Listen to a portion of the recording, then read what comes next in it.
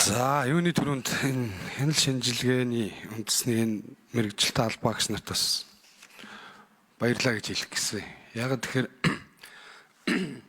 энэ тоонуудыг сонсож ийн гэдэг чинь бас болж байгаа юм л да. Тэгээ энийг шударгаар бас гаргаж ирээд улсын хурлын шийдвэрийн биелэлт 48%-тай.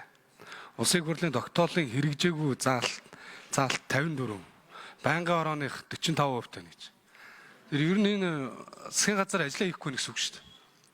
Одоо манай их хурлын гишүүд энэ Монгол улс чинь парламентын засаглалтай байнгын ороодууд ажилдаг, үүрэг чиглэл өгдөг, өгж байгаа даалгавар үүрэг чиглэл чинь 47%-тай байна л гэж бодох хэрэгтэй. Тэгээ үнэнгээ хэлж шүү дээ. Яамдууд тайлангаа өгөхгүй байна. Түрүү жилийнхаа тайлан копи пастыг явуулчих чинь. Хуулийн дагуу шаардлага тавихаар биелүүлэхгүй байна. Материал өгөөд ажиллаад дүгнүүлээд тэгээ чихээр дүгнүүлэхгүй байна. Хаалга зүгтаагаад байна гэдээ хэлж шít. Үнэнгээ хэлж шít. Тэгээ сайн байна. Өшөөсөн ажиллах хэрэгтэй. Парламентын засаглал яах ёстой? Бид нар гүйцэтгэх засаглалаа хянах ёстой. Энэ гүйцэтгэх засаглалын нөхдүүчээ ажиллаа хийж чадахгүй байна гэдгийг энэ мэрэгжлийн байгууллагууд нь гаргаж ирээд хэлээд байна шүү дээ. Тэгвэл энд одоо дөрвөн залуугаас юу асуух юм бид нар? Тоогоо, тайлантай, бодиттой, факттай бид нар тайлбарлаад хэлээд асуудал ийм байх шүү гэдээ оруулж ирж шít. Тэгээ одоо бид парламент их хурлын гишүүд юм бол, парламентын засаглалтай юм бол энэ засаг барьж байгаа нөхдүүдтэй эзээ яаж хариуцлага тооцох юм бэ?